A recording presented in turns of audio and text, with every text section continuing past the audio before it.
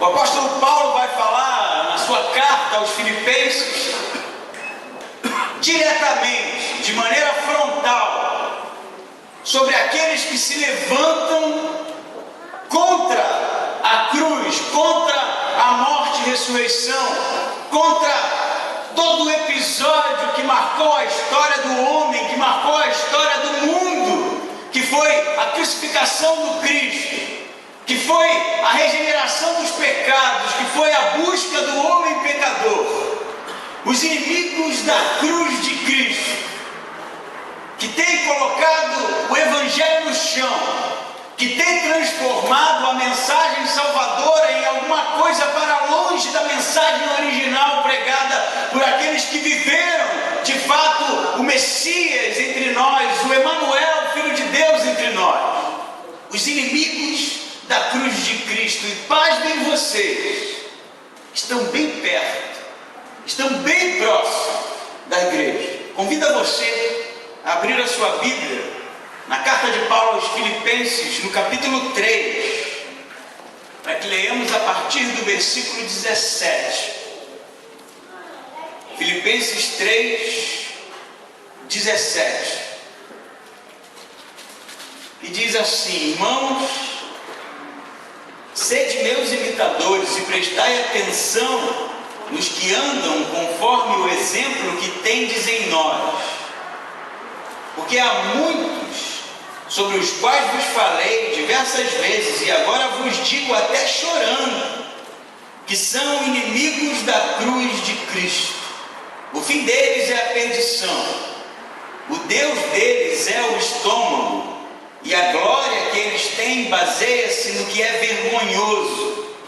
Eles se preocupam só com as coisas terrenas, mas a nossa pátria está no céu, de onde também aguardamos um Salvador, o Senhor Jesus Cristo, que transformará o corpo da nossa humilhação para ser semelhante ao corpo da sua glória, pelo seu poder eficaz de sujeitar a si todas as coisas.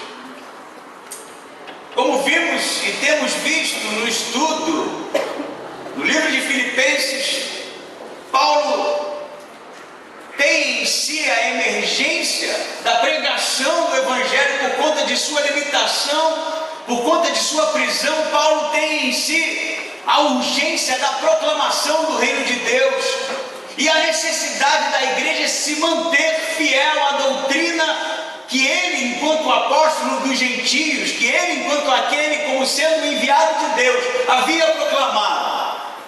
Paulo sabe que existem ao derredor da igreja, que existe ao derredor da igreja pessoas, homens que têm se levantado para corromper a mensagem original. Paulo conhece aqueles que têm de alguma forma tentado denegrir, tentado macular o Evangelho de Cristo. E nesse momento é que ele olha para a igreja em Filipenses, a igreja da sua alegria, a igreja que lhe trazia tanta e tantas expectativas, como igreja parceira, como igreja enganjada nos projetos de Deus, nos projetos do reino de Deus. E Paulo fala assim, de maneira ousada, diria eu: irmãos, sedes meus imitadores. Igreja de Filipos, olhem para mim, imitem a mim. Irmãos da igreja de Filipos, se tem algo que vocês devem replicar, é a minha vida, o meu comportamento. E vocês sabem que muitos têm dito que essas palavras de Paulo são extremamente ousadas, a ponto de tirar o foco daqueles que olham para Jesus. Porque quando ele diz para que a igreja olhasse para ele, na cabeça de alguns, ele está indo além do que era permitido, indo além do que aquilo que era limite para o homem. E interessantemente, a palavra imitadores que Paulo usa no texto, sede meus imitadores, vem do grego mimetes, que vai dar origem à palavra mímico, como aquele que replica todos os movimentos, como aquele que copia todas as cenas. como alguém que anda copiando à medida em que os movimentos, à medida em que a trajetória vai acontecendo. Mímetes, imitem-me, copiem-me. Embora muitos levantem essa questão e de alguma maneira negativa tentem reprovar o que o apóstolo está dizendo, eu vou lhe dizer uma coisa. Lendo esse texto, é que nós temos a dimensão da ousadia e responsabilidade que esse homem tem. Ele está preso por causa do Evangelho. Mesmo preso, ele continua insistindo a ponto de toda a guarda pretoriana conhecê-lo e conhecer o Evangelho. Ele continua produzindo textos, continua produzindo a sua literatura frontal e extremamente conflitante com os pecados e com o comportamento que era inaceitável. Ele continua produzindo uma espécie de combustível para a igreja, como se ele estivesse a todo vapor, correndo em uma maratona com toda a sua força. E Paulo olha para a igreja, mesmo preso, mesmo limitado, e diz: copiem o meu comportamento. E eu vou lhe dizer, muitos que têm reprovado as palavras de Paulo não têm a ousadia de bater no peito e dizerem: copiem o meu comportamento, copiem a minha vida, assim como eu sou cópia do Cristo. Parece que em nossa geração, junto com esse discurso, está a falta de responsabilidade no reino, a falta de responsabilidade em ser exemplo para o outro. E aí, em nome do pecado e da limitação que nos cerca, em nome da imperfeição do qual somos vítimas, dizemos: não olhem para mim, não olhem para mim porque sou pecador, não olhem para mim porque sou imperfeito e a chance de você se frustrar é muito grande. De certa forma, esse discurso ele tem sua porção de verdade, mas eu digo para você que se de maneira ousada não tomarmos sobre nós a responsabilidade do reino, se de maneira responsável não formos e não nos tornarmos referencial para o outro, o Evangelho de fato não significa nada.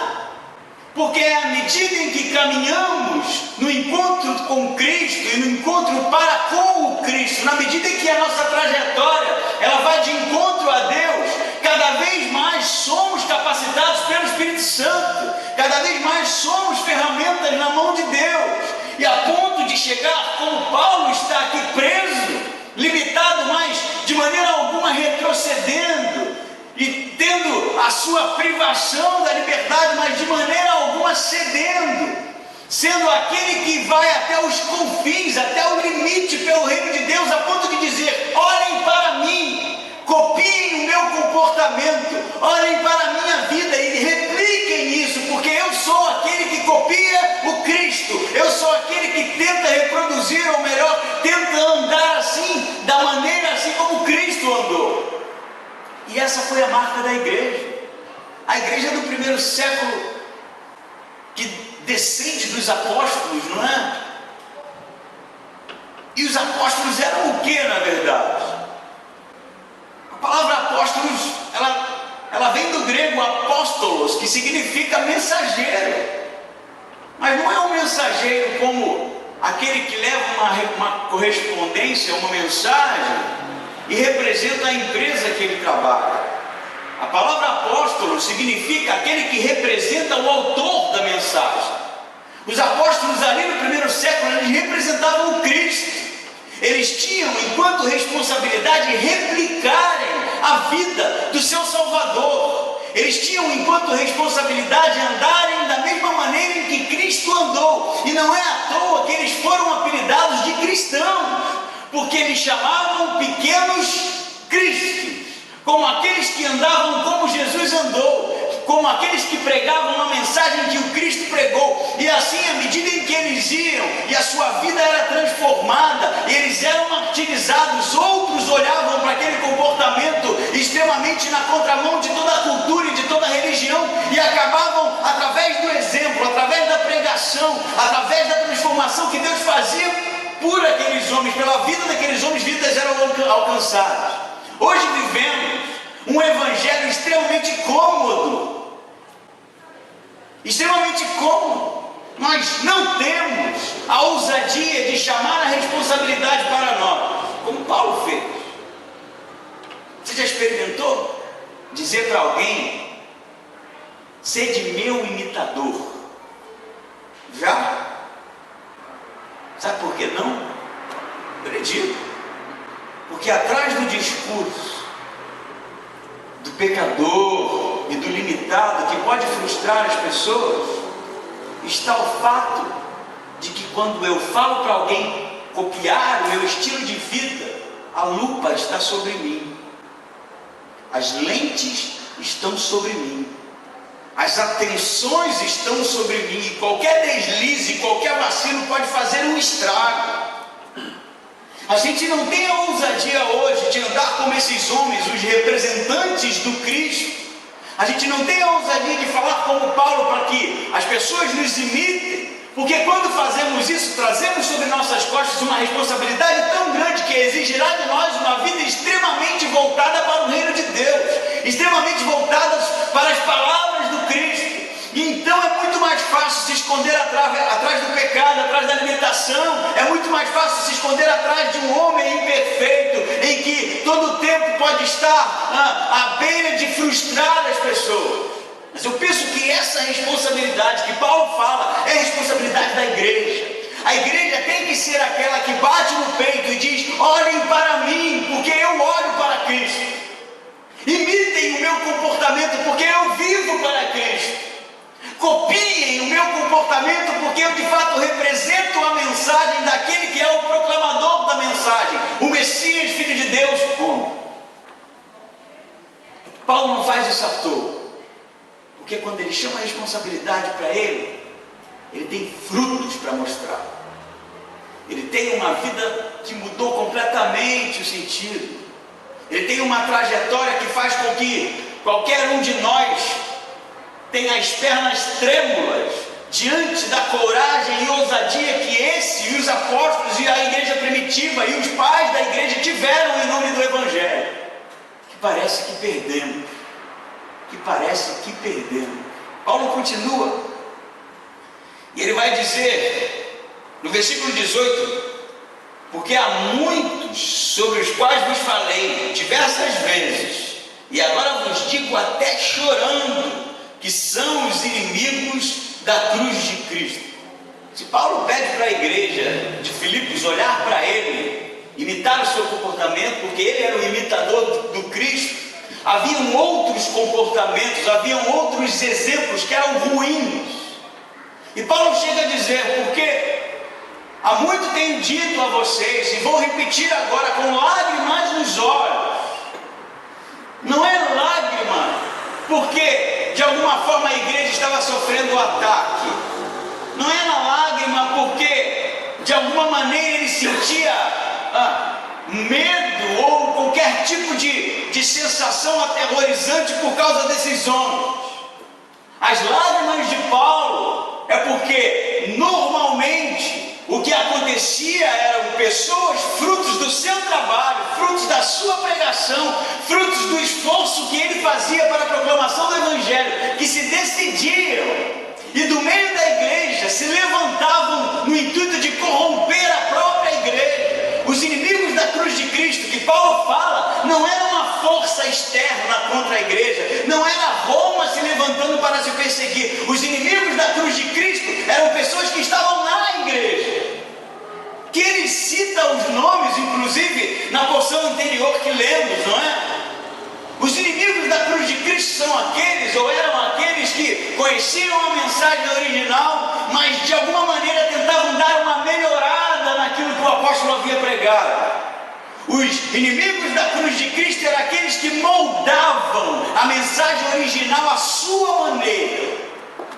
Muitos comentaristas levantam a possibilidade, especulam que Paulo estivesse falando aqui dos judaizantes, judeus que se convertiam, que entendiam o Messias, mas que em um determinado momento começavam a pregar as leis, a guarda do sábado, a circuncisão, e começavam a criar um tanto de tradições, ou levantar tradições dentro da igreja que deveria ser algo a ser guardado para a salvação. Outros comentaristas dizem que há a possibilidade de Paulo estar falando para aqueles conhecidos como gnósticos, que misturavam a teologia paulina, a teologia de Cristo, com filosofias pagãs e viviam a sua vida de maneira frugal, sem compromisso, e viviam a sua vida ao bel prazer, dizendo que a carne na verdade já estava corrompida, então que vivesse então satisfazendo os desejos da carne, que isso de maneira alguma abalaria o seu espírito imaculado. O ponto é que, mesmo sendo um ou sendo outro, ou mesmo sendo um outro tipo, há uma força que nós devemos salientar e marcar e observar, que se levanta dentro da igreja contra a mensagem que a igreja prega.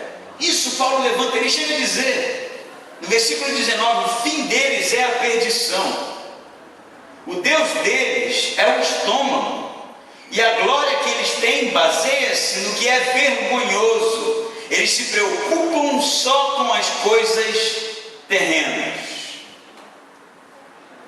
Independente de qual grupo Paulo esteja falando aqui, há algo que nós devemos marcar, passar o marca-texto. Os inimigos da cruz de Cristo, eles têm como Deus o próprio umbigo, o próprio ventre, o próprio estômago, como Paulo fala. E a expressão aqui, ela tem a conotação daquele que olha para si mesmo, daquele cuja prioridade é ele mesmo, daquele cujo Deus e senhorio é ele mesmo e suas vontades, daquele que olha para si como uma espécie de Deus que se assenta no trono. O inimigo da cruz de Cristo não é algo externo, é algo dentro da igreja que tira a centralidade do Cristo e traz a atenção para si mesmo. Ele diz mais, ele diz que eles são, o Deus deles é o próprio estômago, a glória que eles têm baseia-se no que é vergonhoso. E a marca que deixa isso evidente é quando Paulo diz: eles só se preocupam com as coisas terrenas. A sua preocupação são as coisas terrenas. E a gente, pensando com os nossos botões, o que seriam coisas terrenas? O que poderia fazer com que uma pessoa se preocupasse tanto a ponto de se tornar inimigo declarado, como Paulo coloca aqui, da cruz? Mas você sabe que as coisas terrenas aqui, elas são o contrário das coisas celestiais. As coisas terrenas no texto, elas são contrárias às coisas eternas. As coisas terrenas são contrárias às coisas pertinentes ao reino. As coisas terrenas são todas as coisas que não fazem parte do reino de Deus, que não está no coração de Deus para a sua igreja, que de alguma forma se tornaram a prioridade. As coisas terrenas aqui é toda a oposição àquilo que Deus tem enquanto vontade para a sua igreja e para o seu reino. E eu penso que, mesmo tantos anos depois, mesmo 2000 anos depois, a igreja do nosso tempo é uma igreja extremamente terrena. É uma igreja extremamente preocupada com as coisas daqui da temporalidade. É uma igreja extremamente preocupada com as raízes que podemos entranhar na terra, aqui nesse lugar. A mensagem original de olhar para o reino de Deus, de priorizar as coisas de Deus, de entregar a vida, de abandonar tudo, como Paulo mesmo fala. Todas as coisas para mim se tornaram como esterco, nada mais tinha mais valor a não ser o reino de Deus. Essa mensagem parece que cada vez mais se torna mais difícil de ouvir, e cada vez mais se prega que o seu lugar é aqui, que as bênçãos virão, que Deus está louco para te abençoar, e que o evangelho tem se tornado fonte de toda sorte de bens materiais, que o evangelho tem se tornado toda sorte de acomodações infrutíferas e passageiras, inúteis e temporais nesse lugar. Cada vez mais o evangelho que se prega é o evangelho que faz com que a gente estagne, que faz com que a igreja pare, que faz com que o evangelho não avance em nome da bênção, em nome do Deus da bênção, em nome do próprio umbigo. E você vai ter que concordar comigo. A gente só vê isso por aí. A gente só vê isso por aí.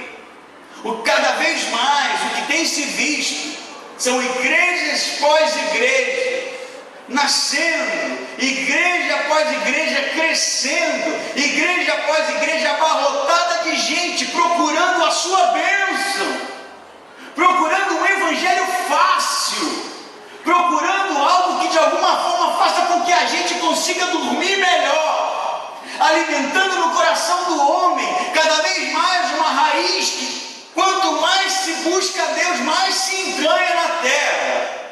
Em nome dos Valdomiros Santiagos, em nome dos Malafaias, em nome de todos esses precursores do Evangelho da prosperidade, o Evangelho essencial, o Evangelho que Paulo fala aqui, que o levou para a cadeia, o Evangelho porque ele trocou todas as coisas, está se perdendo. E você sabe que cada vez mais pastores e líderes têm cedido a essa brecha para que a igreja encha de gente. Cada vez menos se prega o evangelho da cruz, cada vez menos se ouve falar do evangelho de arrependimento.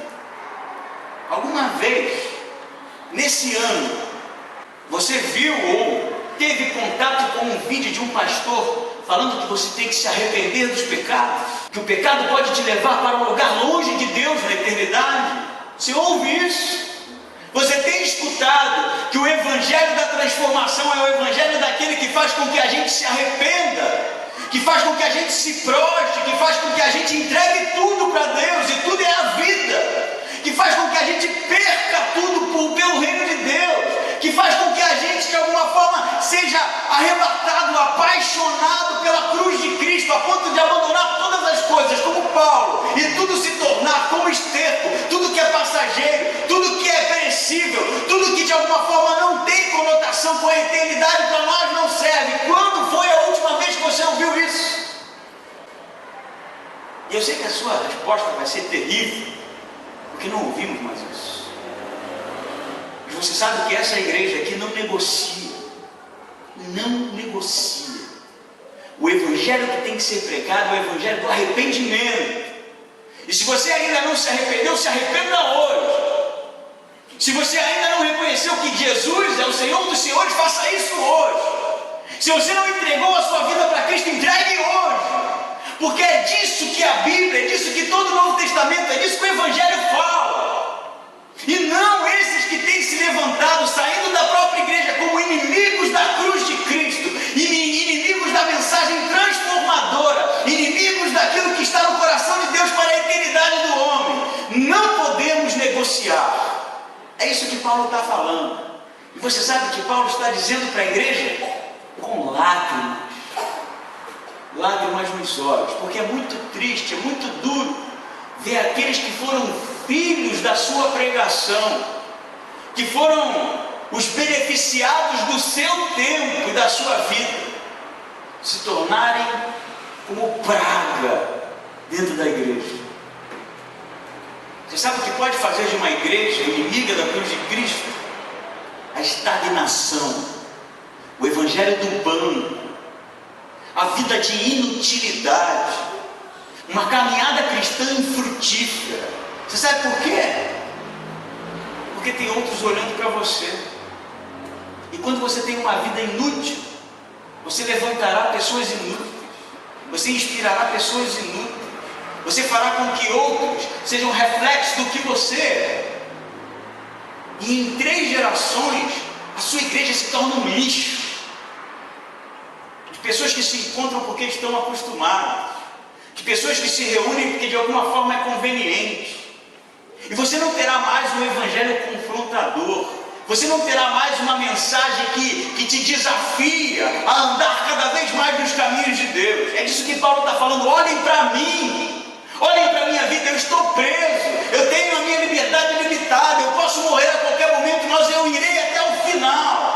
eu não cederei, eu não andarei para trás, e que se for a morte, que seja em nome de Cristo. Essa é a mensagem da igreja. Paulo continua falando, e ele diz, no versículo 20, mas a nossa pátria está no céu.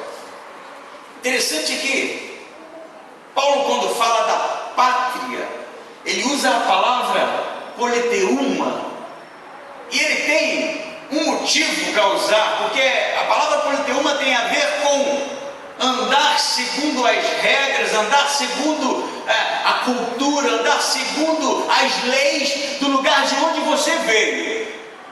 Porque a cidade de Filipos era uma colônia romana, e na cidade de Filipos se andava à moda romana. Embora não fosse Roma, era uma pequena Roma, e ali haviam juízes, magistrados, todos que preenchiam cargos públicos, era como se fossem em Roma. Eles falavam um latim, eles guardavam todo tipo de regras e todo tipo de cultura romana. Eles viviam como se fossem em Roma. Então Paulo agora vai olhar para a igreja e vai dizer: vocês têm que viver sim, como se fossem cidadãos não de Roma, mas do céu. E você sabe o que isso implica? Quando Paulo diz, mas a nossa pátria está no céu, ele está dizendo que você não pertence a esse lugar. Está dizendo para a igreja de Filipos: você não pertence a esse lugar. Está dizendo para nós: você não pertence a esse lugar. A sua pátria está no céu. E se a sua pátria está no céu, você deve andar como cidadão do reino dos céus. Entende isso? Você deve andar aqui como cidadão do reino dos céus. Você deve ter uma caminhada cristã como uma caminhada que anda, que percorre o reino dos céus. Você deve ter prioridades como quem vive no reino dos céus. Você deve ter uma trajetória como aquele que tem uma trajetória no reino dos céus, porque aqui não é o nosso lugar. Entende isso? Não basta fazer parte da igreja, não basta ter princípios cristãos, não basta orar antes da refeição ou ler a Bíblia eventualmente. É necessário andar como se vivêssemos no céu. É necessário andar como se não fizéssemos parte daqui, mas estamos aqui. É necessário andar na esperança, na expectativa, a ponto de que toda a nossa conduta, toda a nossa maneira de viver represente o autor da mensagem, represente o autor da vida, represente aquilo que é a nossa pátria, o reino dos céus.